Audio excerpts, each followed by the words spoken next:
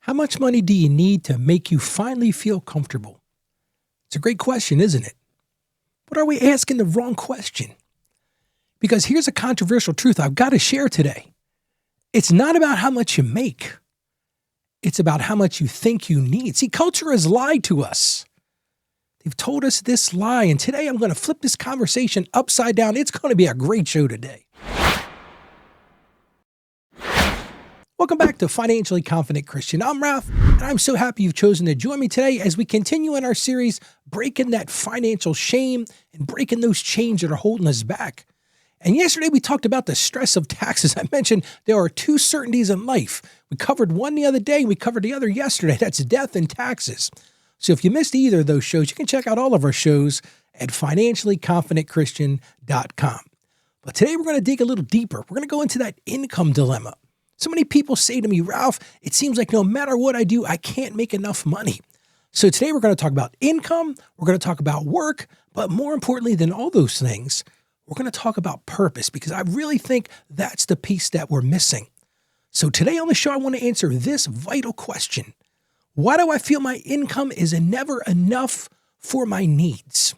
And I'm going to share a personal story right now. I remember when I first started working at the credit union. I was right out of college. I had left working for my family accounting practice. I wanted to venture out on my own, and I got this job at the credit union. I started as the accountant. I never forget this job because they put me in a room without a window. Man, I thought I was dying in there. I'm one of these guys that needs sunlight. Well, anyway, fast forward about 12 months, and I got offered a promotion. And I was like, you know what? This is going to be great. I'm finally going to be able to meet my bills. I'm not going to stress about money anymore. It came with a big raise. And I thought, hey, this is going to finally be enough income.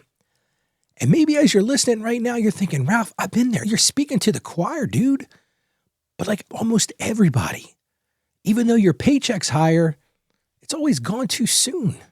And for so many of us, we make more than we made last year, but it's still not enough.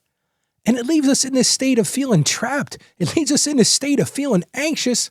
And for many of us, and this is me included, it always feels like we're one step behind. So here's my hard question. This is what I really want to spend a couple moments and really dive into today. I want to really talk about, is it really the numbers? See, so many people think it's the numbers. It's the amount of income that's coming in the door. It's how many hours you're getting at work. It's that big raise you've got. But is it really the numbers? Or is it, more importantly, the definition of enough? Because I think that's really where the secret is. See, these financial gurus all around town are going to tell you to earn more. Go get more income. Get that side hustle. Go find that thing that's going to subsidize your income. Just work harder. Put your head to the stone, as they say. But in my experience, and I bet you're listening right now, you're thinking the exact same thing. More money doesn't always fix it.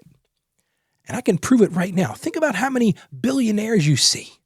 They're always chasing that next thing. Listen, I don't know any billionaires, but I know a few millionaires in my practice. And I'm going to tell you right now, some of those millionaires are some of the most miserable people I have ever met. And I hate to say that because most of us are sitting, and listen, I'm not a billionaire, not a millionaire either. But most of us are sitting there thinking, you know what, Ralph, if I had that kind of money, man, I would be happy. I would be content. I wouldn't be worried about chasing that next dollar. But the problem is, it's not about the money. Because money doesn't fix it. Let's get right into the Word of God today. I want to get right to the book of Luke, chapter 12, 15. And this is Jesus talking. He said, watch out. Listen, when Jesus says watch out, guess what? You better watch out. Be on your guard against all kinds of greed. And then he ends with this. And this is what I really think we need to ground ourselves in Scripture today. Life does not consist in abundance of possessions. And I just want to park there for a second. Jesus himself's warning us. He's warning us about what? Greed. Making more money, getting more stuff. And he's given us the answer to the question. See, so many times I think culture lies to us. It tells us, well, if you just get more stuff, you're going to be content. But that's not what the Bible is. That's not what Scripture says. If you want to have an abundant life, it's not in an abundance of possessions. So we got to start there. Let's move right on to Paul speaking. This is in the book of Philippians, chapter 4, verse 12. And I've used this on the show a few times because this one is really a great verse to really ponder on when you're feeling like, is it enough? Ralph, I don't feel like I'm ever getting ahead. Again, Philippians 4:12. This is Paul speaking. I know what it is to be in need, and I know what it is to have plenty. I've learned the secret. All right, let's hear the secret, Paul. I've learned the secret of being content in any and every situation. And here's my big takeaway for today. This simple phrase, contentment is learned, it's not earned. That is really the secret to our special discussion today. Contentment is learned and not earned. Because if you feel like you're never enough, if it feels like your income is never enough, the problem's not your income, it's your definition of what enough is. So every day on the show, I want to give you an action step. I want to give you some action items to help turn this upside down and make your financial life better. So I'm going to encourage you right now, stop asking this question. Stop asking, how do I get more money? That is not the question that you need to answer. You need to start asking the question, what has God already given me?